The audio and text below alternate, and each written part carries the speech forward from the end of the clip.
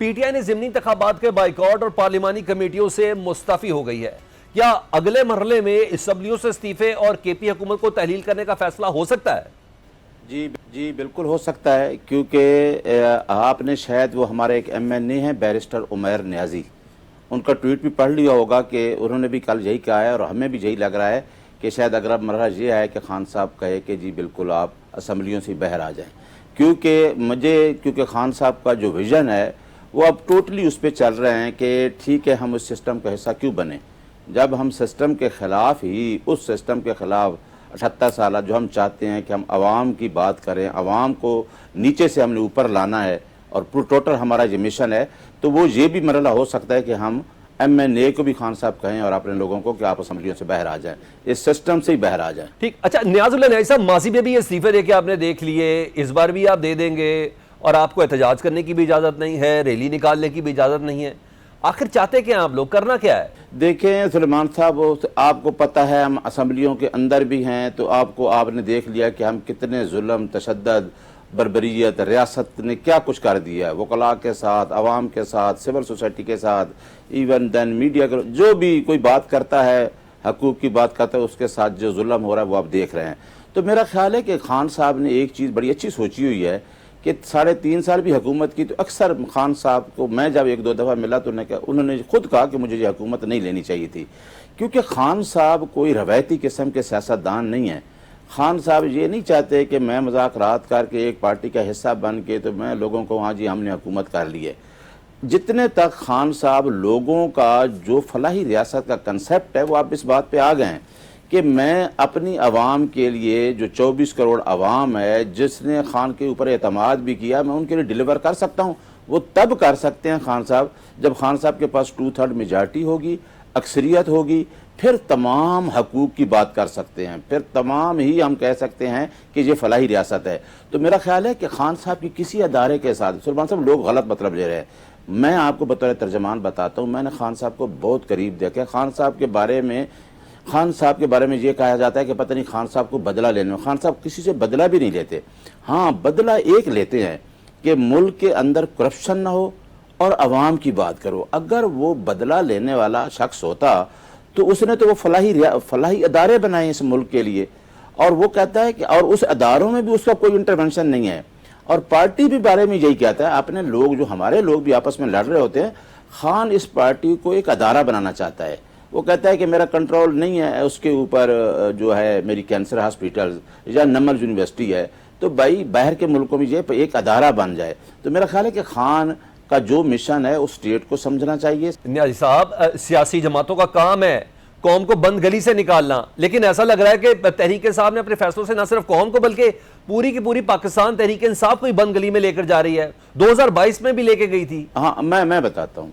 میرا خیال ہے کہ خان صاحب آپ سے یعنی اداروں سے ایک ڈیمانڈ کر رہا ہے. خان صاحب کہتا ہے کہ فری اور فیئر الیکشن کرا دو، which is mandated by Article 218 sub clause 3 of the Constitution. Khan صاحب بالکل اسی وجہ سے ہم کہتے ہیں، ہم رول آف لا کی بات کرتے ہیں، آئین کی والا تصویر، قانون کی حکمرانی.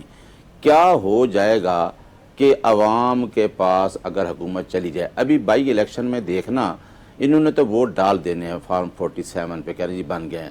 کتنے لوگ لیسٹ انٹرسٹڈ ہوں گے، کیونکہ عوام کو شعور آ چکا ہے. سلمان بھائی، عوام سمجھ چکی ہے.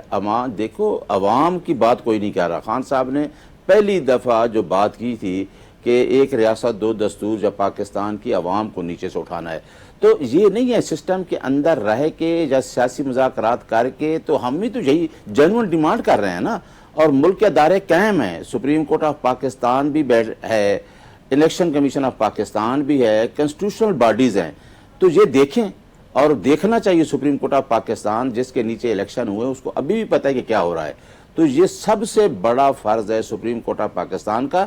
اداروں کے اندر بیلنس رکھنے کے لیے اسٹیٹ کا جو پلر ہے مین وہ ہے سپریم کورٹ آف پاکستان، اور الیکشن کمیشن نے الیکشن کرانا ہے. تو میرا خیال ہے ساری چیزیں ٹھیک ہو جائے گی. ہم کوئی غلط ڈیمانڈ نہیں کر رہے کہ ہمارے اوپر آپ کہیں کہ جی عمران خان کو جیل میں ڈال دیا ہے، اس کے اوپر مقدمے کر لیں. اس بات پہ آ جائیں.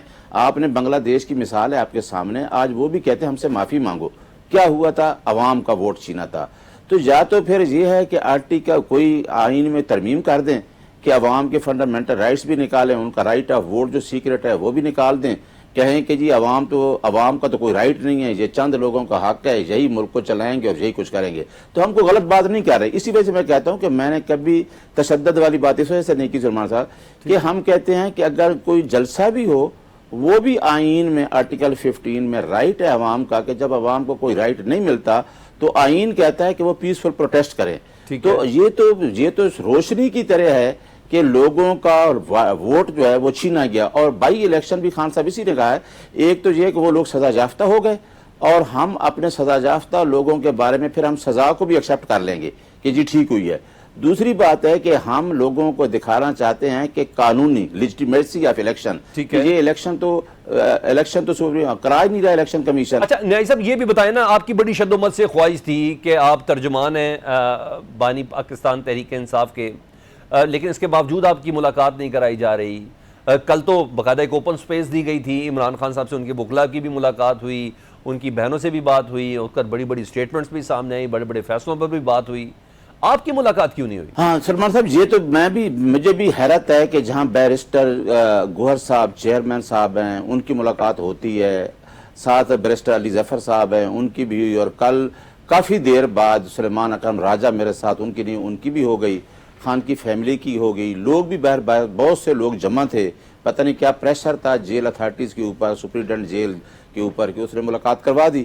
اور میرا خیال ہے کہ 24 مارچ 2025 کا آرڈر ہے اور میں خان صاحب کا سپوکس پرسن ہوں, اور باہر خان صاحب کی 2 سٹیٹمنٹ شیئر کی جو انہوں نے جینوئن سٹیٹمنٹ جو انہوں نے اندر دیں, اور میرا خیال ہے کہ یہ 5.5 ماہ ہو گئے ہیں میری ملاقات نہیں کی. اور کل ٹرائل بھی تھا توشہ خانہ 2 کا, اس کے اندر مختلف لوگ گئے ہیں, کم از کم 20 سے 25 لوگ اندر گئے ہیں, اور میرے ساتھ کئی وکیل تھے جونیئر, وہ بھی چلے گئے, لیکن مجھے نہیں جانے دیا.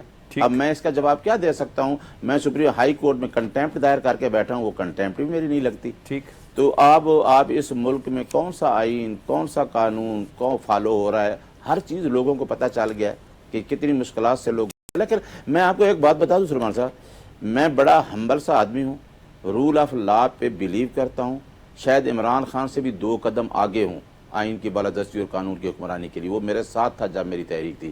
کوئی چھوڑ بھی جائے تو کوئی غریب آدمی بھی آئین کی بالادستی کی بات کرے گا نا, قانون کی حکمرانی کی, میں اس کے ساتھ بھی کھڑا ہوں گا. ٹھیک سر, مجھے کوئی ڈر نہیں. لیکن سپریم کورٹ کے ایک جج نے کہہ دیا ہے کہ سچ سب کو پتہ ہے, بولتا کوئی نہیں ہے, لیکن اس کو بھی اس سیٹ پہ بیٹھ کے یہ بات نہیں کرنی چاہیے, وہ بولیں, وہ سچ بولیں. بہت شکریہ.